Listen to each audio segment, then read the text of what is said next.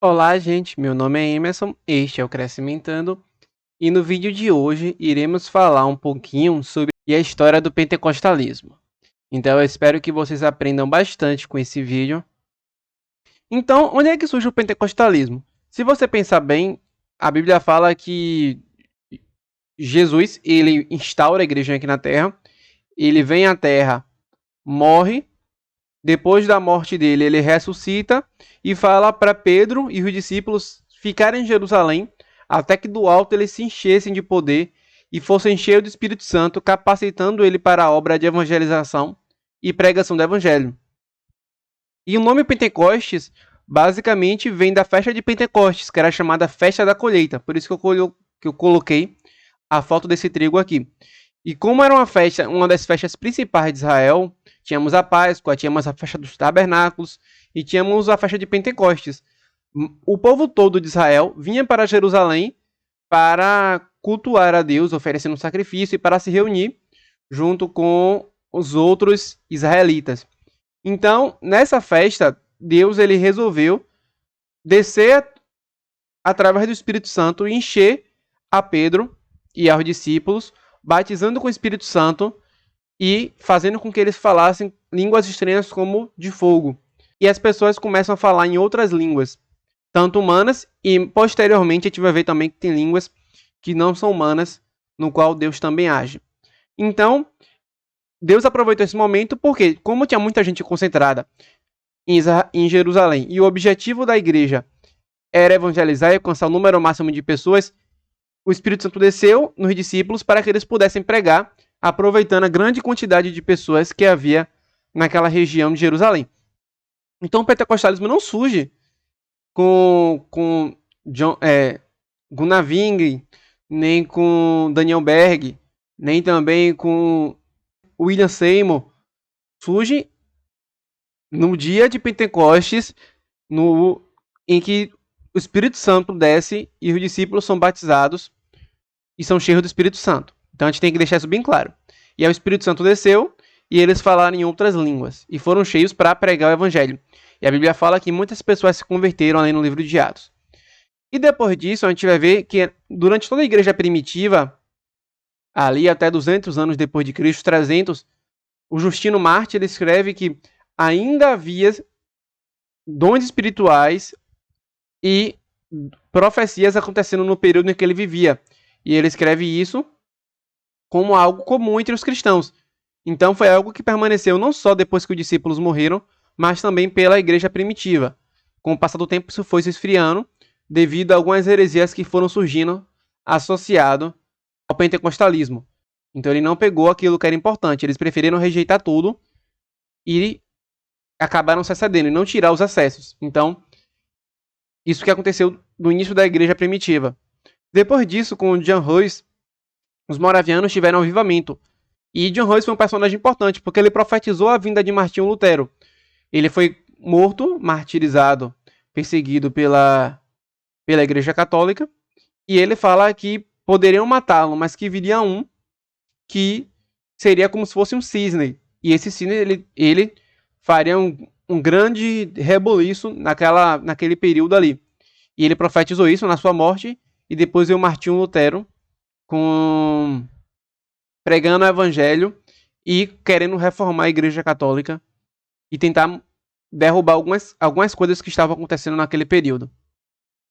Depois disso, nós também tivemos Jonathan Edwards e John Wesley. Embora Jonathan Edwards ele fizesse parte mais da linha calvinista, mais tradicional, a história vai nos contar que existiram os avivamentos, tanto o avivamento de Wesley quanto de Jonathan Edwards. Um deu até a origem ao chamado metodismo e ao chamado movimento Holiness, que é o movimento de santidade.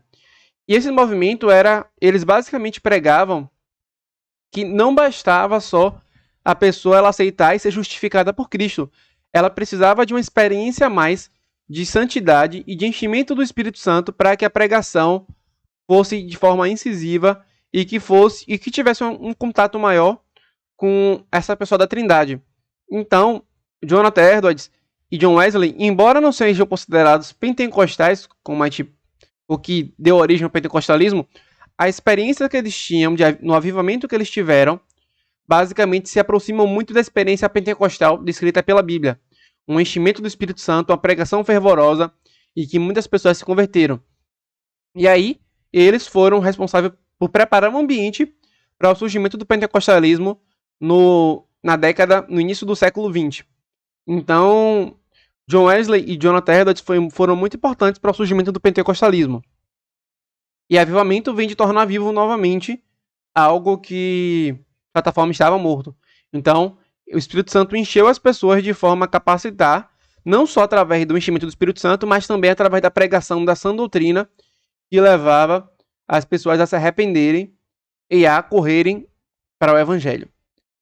Depois disso, que aqui basicamente é o que a gente considera o surgimento do pentecostalismo, Charles Fox Parham, em 1901, ele começou um estudo sobre a Bíblia, sobre o livro de Atos.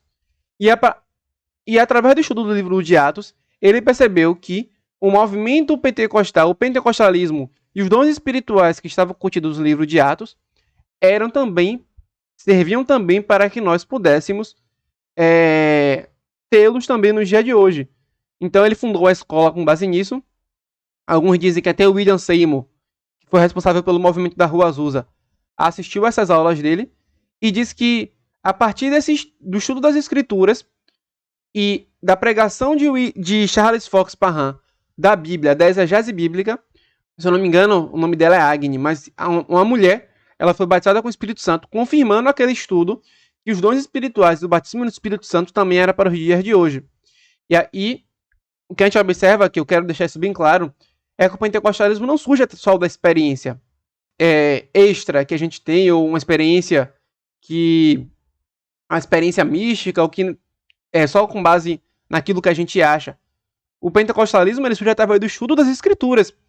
E é muito importante a gente saber que os pentecostais também seguem os 5 pontos da reforma protestante. O sola scriptura, o sola gratia, o sola fide, o soli deo gloria. Enfim, então o que a gente observa é que o pentecostalismo ele segue a reforma protestante como qualquer outra igreja. E não só isso, preza também pelo estudo da palavra de Deus. E a experiência pentecostal ela está limitada àquilo que a Bíblia revela, aquilo que a Bíblia fala no livro de Atos e também nas epístolas paulinas, nas outras epístolas também. Então, a primeira pessoa batizada primeiro estudou o livro de Atos e estudou a Bíblia para que fosse batizada com o Espírito Santo. E não foi uma experiência assim do nada. Então, esse estudo de Charles Fox permitiu criar um ambiente no qual as pessoas criam no batismo no Espírito Santo. E aí, mais para frente, o William Seymour, influenciado por essa ideia, ele começa a estudar, a fazer jejum e a pregar sobre o batismo no Espírito Santo, mesmo sem ter sido batizado ainda. E no ano de 1906, ele começa a pregar na Rua Azusa e, a partir da pregação dele, muitas pessoas foram batizadas com o Espírito Santo e foram cheias de Deus e começaram a falar em línguas estranhas. E disse que o avivamento foi tão grande, o movimento pentecostal foi tão grande, que pessoas na rua estavam Jesus, eram batizadas, entregavam sua vida ao Senhor, e que isso se alastrou por todos os Estados Unidos. Então começou com Charles Fox, através do estudo das Escrituras. William Seymour começou a pregar sobre isso, foi batizado, e outras pessoas na Rua Azusa foram batizadas. E depois disso, mais à frente, nós vamos ver que isso se espalhou por todos os Estados E aí, influenciado por essa ideia, mas que não estava na Rua Azusa, foi Gunaving e Daniel Berg, que eram batistas suecos, que estavam em outra região, bem distante da região onde ocorreu o movimento da Rua Azusa.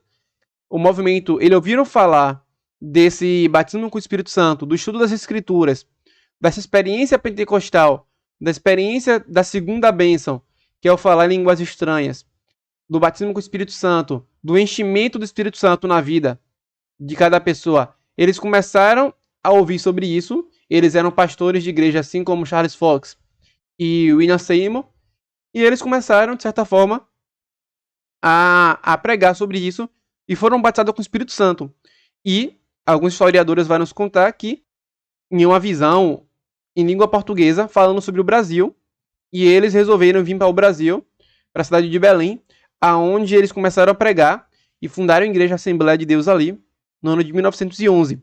Então eles não só foram cheios do Espírito Santo, mas também como eles também foram cheios para também fazer missões em locais distantes e locais também que poucas pessoas tinham coragem de ir. E aí eles chegam lá, eles vão nas regiões mais pobres, nas regiões também mais distantes e mais distantes do centro, e começam a pregar o evangelho. E a partir disso, como eu falei, surge a Assembleia de Deus, e nesse mesmo período surge a Congregação Cristã no Brasil. Então, igrejas pentecostais que foram influenciadas pelos movimentos pentecostais tradicionais, que é chamado pentecostalismo tradicional ou clássico, é a Igreja Congregação Cristã do Brasil e a Assembleia de Deus, que é chamado primeira onda do pentecostalismo, que é o pentecostalismo que segue toda a Bíblia e as experiências do livro de Atos, e que qualquer coisa fora disso e das recomendações bíblicas não é considerado pentecostalismo. E depois desse movimento pentecostal, mais para frente, no ano de 1950, especificamente aqui no Brasil, surge a chamada segunda onda, com a Igreja Brasil para Cristo, Igreja Pentecostal, Deus é Amor, Igreja Quadrangular. Todas essas igrejas elas são consideradas neopentecostais. Por quê? Neo vem de novo, ou seja, é um novo pentecostalismo, acrescentando coisas à visão tradicional, coisas que não existiam antes e que a Bíblia também não descreve diretamente. Então, igrejas neopentecostais são igrejas, de certa forma, que acrescentam coisas que, de certa forma, está para além da experiência bíblica e da experiência pentecostal tradicional. Então, a gente não pode confundir essas igrejas dizendo que é a mesma coisa. Por quê? Porque são igrejas diferentes, igrejas que surgem com um movimento totalmente diferente, que aí surge o movimento chamado Reteté, surge confissão positiva, surge várias teologias da prosperidade, coisas que não estão no movimento pentecostal tradicional e que começa a surgir aí e que se alastra até dar o surgimento à Igreja Universal, a Igreja Apostólica Renascer, que vem na terceira onda, que é a onda mais extremizada do pentecostalismo, que nem é nem pentecostalismo. Alguns ousam dizer que não tem nada de semelhante entre a primeira onda do pentecostalismo com a segunda e a terceira, porque eles começam a acrescentar muitas coisas que não tem na Bíblia, fazer interpretações que não estão de acordo com as visões mais tradicionais das escrituras, e além disso começa a surgir coisas que as pessoas consideram heresia, como teologia da prosperidade, experiências que não, são extra-bíblica. Alguns dizem também que vem da indulgência, lenços ungidos, coisas que a gente não vê na escritura sendo definida diretamente. Então existe um abismo entre o pentecostalismo tradicional da primeira onda com o da segunda e terceira onda. Então isso resume a história do pentecostalismo. Então a gente não pode confundir igreja neopentecostal, porque tem o nome pentecostal, com o pentecostalismo tradicional da Assembleia de Deus. Embora pessoas da Universal e pessoas do neopentecostalismo, pelo menos nas igrejas menores, tenham influenciado a igreja a fugir de suas origens e se tornar parcialmente neopentecostal. Embora isso não faça parte da origem da Assembleia de Deus. Eu espero que vocês tenham gostado desse vídeo, dessa aula. Segue o canal do Crescimentando no Instagram. Se inscreve no canal no YouTube. Mantenha a discussão aí nos comentários o que você achou desse vídeo. Recomende para seus amigos se você achou interessante esse vídeo. E nos vemos nos próximos vídeos. Até logo!